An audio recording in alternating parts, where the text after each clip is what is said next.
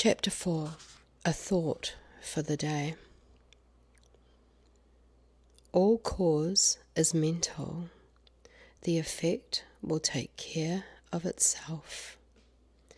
If you want health, don't think sickness. If you want wealth, don't think poverty. All cause is mental. Make note of this and take a check on yourself during the day and see how many times you have slipped over into a wrong mental. All cause is mental. The effect will take care of itself.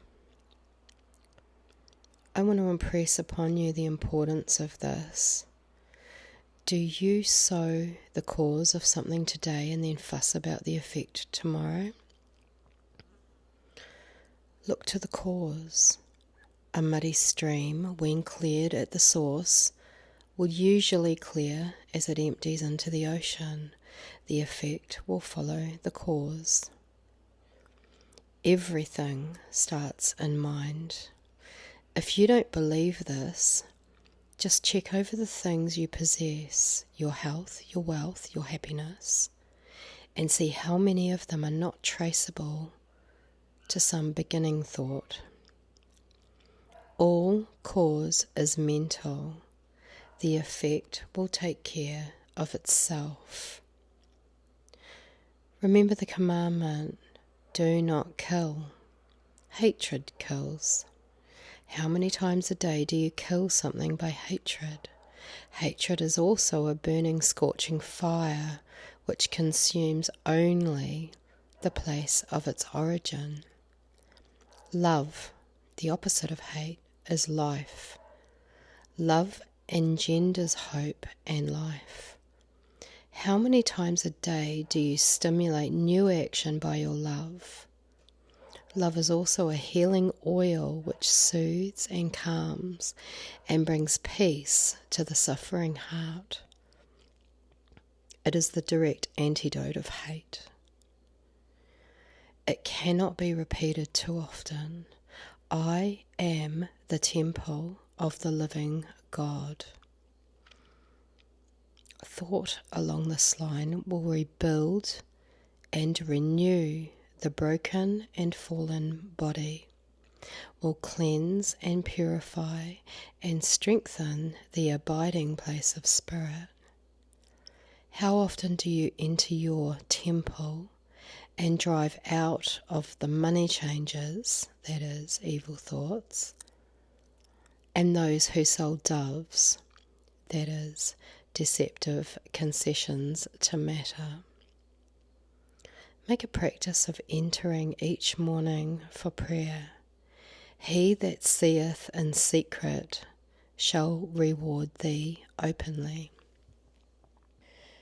Man doth not live by bread alone, but by every word that proceedeth out of the mouth of God.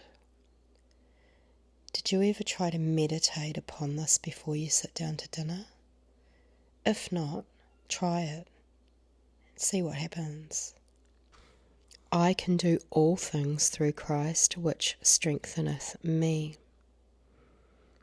What do you want to do? The next time you decide to take a new step, meditate upon this truth. Then find out where the Christ is. Lo, I am with you always. I, if I be lifted up, will draw all men unto me. If you lift your thought to a oneness with the Christ within, you will not only attain what you wish, but will actually draw it to you.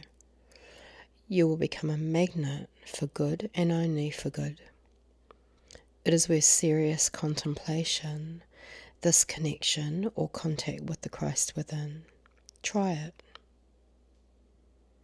Do you realize that you are daily showing to the world what your thought is and has been? Your body is the practice ground where everything is displayed.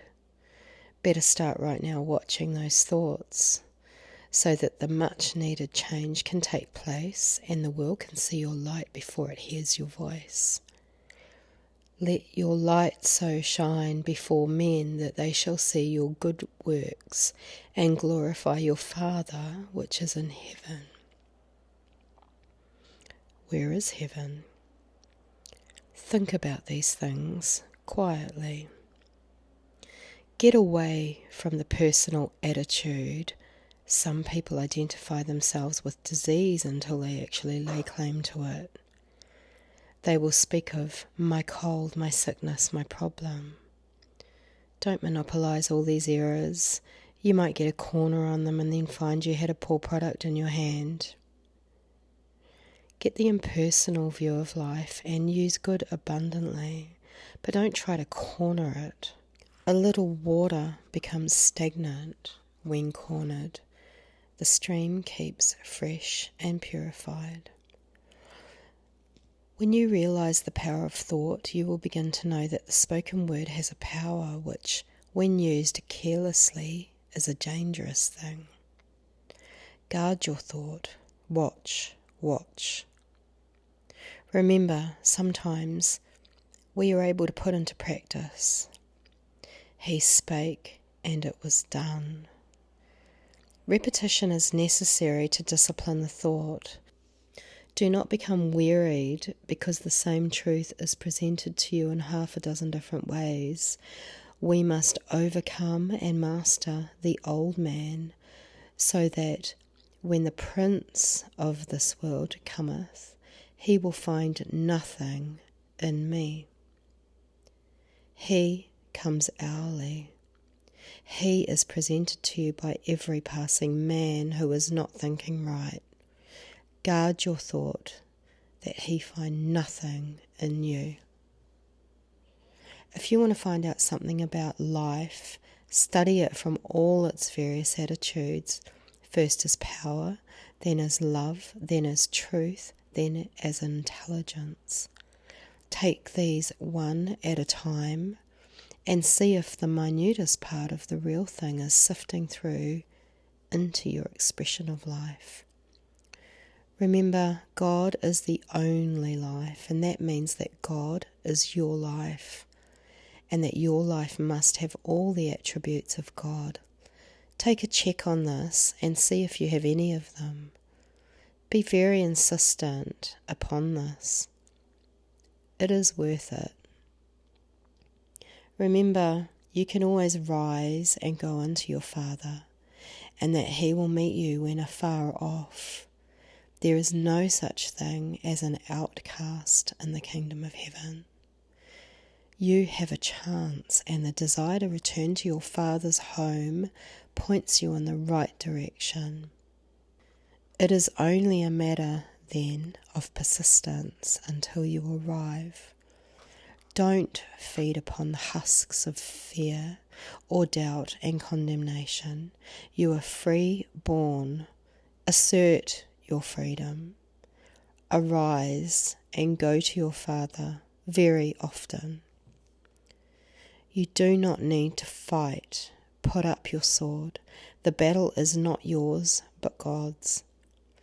Don't get the idea that you can throw anything on God, for there is nothing to throw.